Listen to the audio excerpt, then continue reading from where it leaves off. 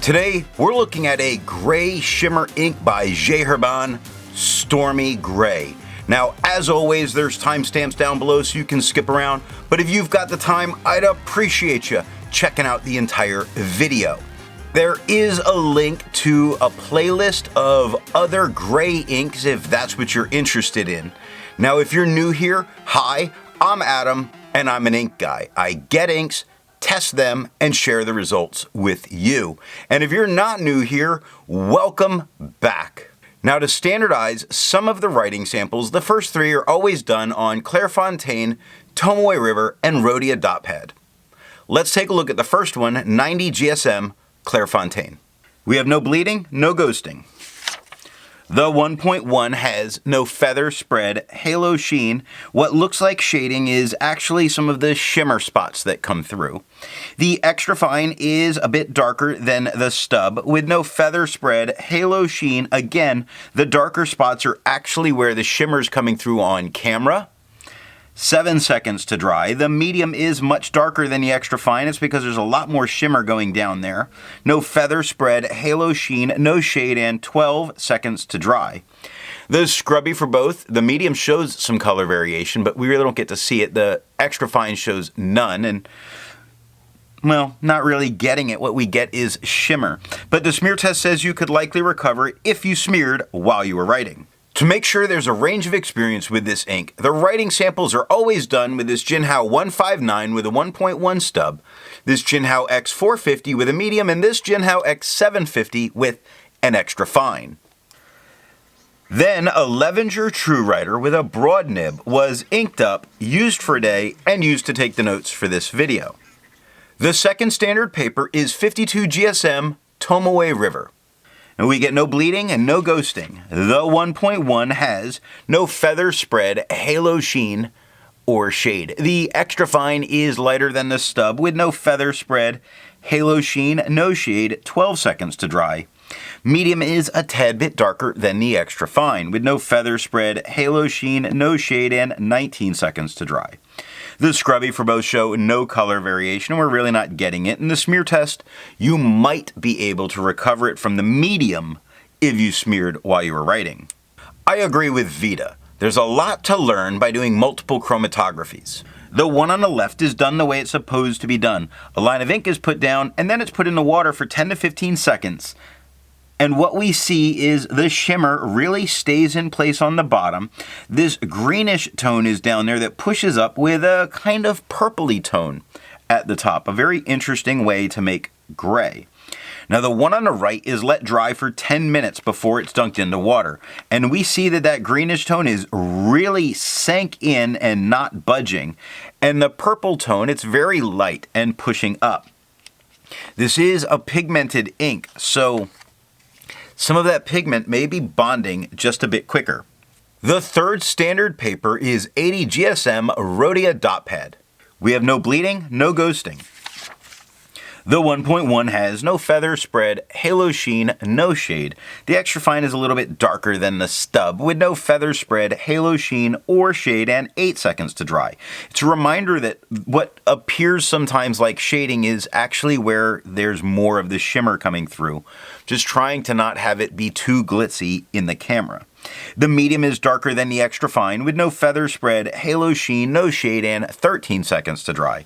The scrubby for both show no color variation. We're really not getting it. In the smear test, you could probably recover it without a problem if you smeared while you were writing. Resistance tests are done to see how this ink can be expected to perform on the page, and more importantly, how hard it may be to clean from your pen. The smear is allowed to dry for 3 days before testing it. Looking at the highlighter, I would not use this in a note-taking situation because of the reactivation that's happening in some of that capital H. I don't care for that, and it's really going to move a lot of those sparkles around if you highlighted this in a note-taking situation. Now, water is only really moving the glitter around on it. You see it on the very bottom there where there is none of this shimmer. It's not getting rid of this ink, and Pen Flush is doing a bit more than water did. It moved the sparkles, but it also is starting to break up this ink. The 1/3 bleach solution is completely removing it from the paper, though staining the paper some. It only took water for me to get this out of my pen. For the additional writing samples, the paper's changed up very regularly, and here we're looking at black and red notebooks. We have no bleeding and no ghosting. The 1.1 has no feather spread, halo sheen, or shade. The extra fine is a bit lighter than the stub with a bit darker than the stub with no feather spread, halo sheen. No real shading. Those darker spots are where some of that shimmer is at. 5 seconds to dry. The medium is much darker than the extra fine, a lot more glitter going down with no feather spread, halo sheen, no shade, 7 seconds to dry. The scrubby for both aren't really showing color variation. We're not really getting it. In the smear test, you could recover it if you smeared while you were writing. For the inks tested, the average viscosity was 2.5, with the realm of normal being from 2.1 to 2.9. Herbin's Stormy Grey has a viscosity of 2.5, making it not just normal, but average. If you're interested in how the viscosity is tested or how that bell curve is created, there's a link down in the description to that video. Now, let's take a look at the next writing sample done on Vinta notebooks. We have no bleeding, no ghosting, which is great for this paper that is really not made for fountain pens. The 1.1 has no feather spread, halo sheen, or shade. The extra fine is a little bit darker than the stub, which means you're getting a little bit more of the glitter to actually show, with no feather spread, halo sheen, no shade, 3 seconds to dry. The medium is the darkest tone on the page, with no feather spread, halo sheen, no shade, 5 seconds to dry. The scrubby for both, the extra fine is showing actually it's more of the glitter on the right, it's not that it's darker. The medium shows no color variation. We're really not getting it where it looks darker. Again, it's the glitter. The smear test says you could likely recover it if you smeared while you were writing. For the inks tested, the average dry time was 17 seconds, with the realm of normal being 13 to 21 seconds. Herbin's Stormy Grey has an average dry time of 12 seconds, making this just a little bit faster drying than normal. The last paper tested is Hazel notebooks. We have no bleeding, no ghosting. The 1.1 has no feather spread, halo sheen, no shade. The extra fine is a little bit darker, which means we're getting a little bit more of the shimmer particles with no feather spread, halo sheen, no shade, 3 seconds to dry. The medium is by far the darkest tone on the page, the most sparkles on the page, with no feather spread, halo sheen, no shade, and 4 seconds to dry. The extra fine shows that you do get some sparkles, seeing that far left to far right. The medium shows lots of sparkles. And that's kind of how it worked out in the writing. In the smear test, you could recover this if you smeared while you were writing.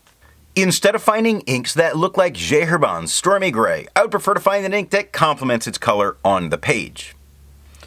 I went with a nice ink by Blackstone, Daintree Green. Now, if you'd prefer a different complement color, then there's link to all of those playlists down in the description. So what do I think of Herbin's Stormy Grey? Other than this pen, it gave good shading that came through in the shimmer. I like the choice of these gold particles on this gray ink. It is the slightest purple undertones with the shimmer that really give this ink life. Okay, I must be a sucker for Herbin shimmer inks. So what nib and pen give the best writing experience with this ink? I really do think in this case a medium flow broad really puts enough of the shimmer down to create what looks like shading with the shimmer. It's using the shimmer like a tool there. It's really very interesting. I hope you got something out of this video, and tomorrow we're going to be taking a look at KWZ's Green #2.